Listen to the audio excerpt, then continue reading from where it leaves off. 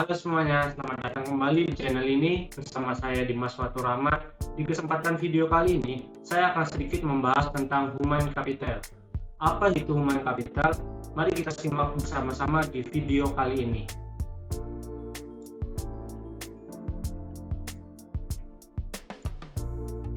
Nah, human capital atau yang disebut dengan modal manusia. Human capital pertama, Theodore Schultz mengungkapkan bahwa investasi dalam pendidikan, pelatihan, dan keterampilan individu merupakan bentuk investasi modal yang penting bagi pertumbuhan ekonomi. Menurutnya, peningkatan kualitas sumber daya manusia akan meningkatkan produktivitas, tenaga kerja, dan kemampuan suatu negara untuk berinovasi, berkembang, dan bersaing di pasar global. Selanjutnya, pentingnya human capital. Human capital memiliki peran yang sangat penting dalam pertumbuhan ekonomi dan pembangunan sosial. Berikut adalah beberapa alasan mengapa human capital itu penting. Yang pertama, meningkatkan produktivitas. Sumber daya manusia yang terdidik, terlatih, dan berkualitas cenderung memiliki tingkat produktivitas yang lebih tinggi.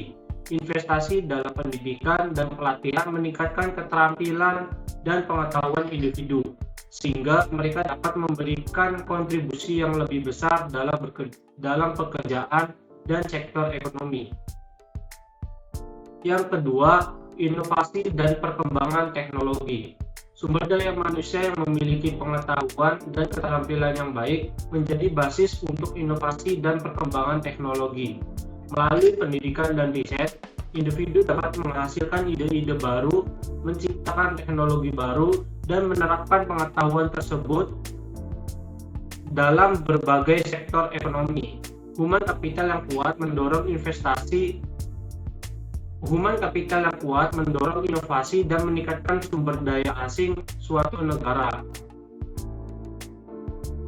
Yang ketiga, pengurangan kemiskinan atau mengurangi kemiskinan. Human capital yang berkualitas dan terampil membantu mengurangi tingkat kemiskinan dalam suatu masyarakat. Dalam memiliki keterampilan yang dibutuhkan di pasar tenaga kerja, individu memiliki peluang yang lebih baik untuk mendapatkan pekerjaan yang layak dan meningkatkan pendapatan mereka. Selain itu, pendidikan yang baik juga dapat membantu mengurangi kesenjangan sosial dan meningkatkan kesempatan sosial ekonomi. Selanjutnya, pentingnya human capital yang keempat adalah meningkatkan kualitas hidup. Human capital yang baik memberikan manfaat yang luas bagi kualitas hidup individu dan masyarakat secara keseluruhan. Pendidikan yang baik memberikan akses ke pengetahuan, kesadaran, dan pemahaman yang lebih luas. Ini dapat membantu orang membuat keputusan yang lebih baik terkait kesehatan, pola makan, kehidupan keluarga, dan gaya hidup yang lebih baik secara keseluruhan. Yang terakhir, pentingnya human capital yang kelima adalah pertumbuhan ekonomi jangka panjang. Human capital yang kuat adalah salah satu faktor kunci dalam pertumbuhan ekonomi jangka panjang suatu negara. Investasi dalam pendidikan, pelatihan, dan pengembangan sumber daya manusia menciptakan basis yang kuat untuk pertumbuhan ekonomi berkelanjutan. Tenaga kerja yang terampil dan terdidik mendorong sektor industri meningkatkan produktivitas dan menghasilkan lapangan kerja yang lebih baik.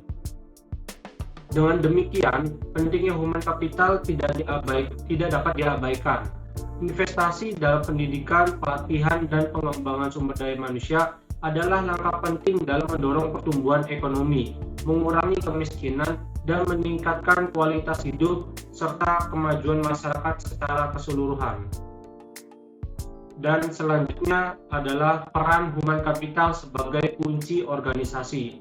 Kunci keunggulan organisasi terdiri dari 3 kelompok utama dari aset perusahaan, yaitu yang pertama aset finansial, misalnya uang tunai dan surat berharga.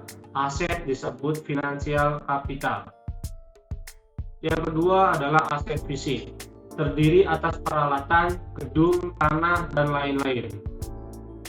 Yang ketiga, aset tak terwujud. Misalnya modal organisasi, aliansi bisnis, pelanggan, merek, reputasi, dan modal intelektual. Dan berikutnya adalah peran human capital sebagai hubungan kompetensi karyawan dengan human capital. Dalam meningkatkan kompetensi karyawan, tantangan utama yang harus diperhatikan yaitu kompetisi harus sesuai dengan strategi bisnis dan kompetensi perlu diciptakan melalui lebih dari satu mekanisme. 5 cara untuk meningkatkan kompetensi karyawan yaitu dengan 5B. Yang pertama, buy atau membeli. Mengganti SDM yang lama dengan yang baru dan memiliki kualitas yang lebih baik. Yang kedua, build atau membangun. Investasi dilakukan terhadap SDM untuk meningkatkan kualitasnya menjadi lebih baik. Yang ketiga, borrow atau meminjam. Penggunaan konsultan atau partner efektif memungkinkan berbagai pengetahuan dan desain kerja baru.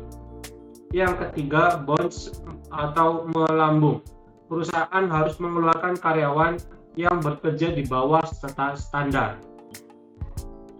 Yang terakhir, bin atau meningkatkan karyawan, jangan mengikat.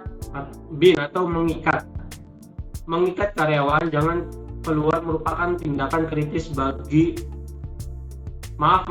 bin yang artinya mengikat karyawan jangan keluar merupakan tindakan kritis pada semua tingkatan. Selanjutnya, mengidentifikasi human capital. 2 hal yang mendukung kontribusi investasi human capital ke dalam perusahaan. Pertama, karyawan dengan human capital tinggi lebih mungkin memberikan layanan konsisten dan kualitas tinggi, sehingga perusahaan tempat mereka bekerja dapat mempertahankan pelanggan atau menarik pelanggan baru. Kedua, pelanggan potensial dapat menggunakan kualitas human capital dari karyawan perusahaan sebagai alat penyaring untuk memilih layanan yang mereka sediakan. Ya, itulah tadi sedikit paparan tentang human capital dari saya. Saya ucapkan terima kasih atas perhatiannya, kurang lebihnya mohon maaf. Sampai ketemu di video berikutnya.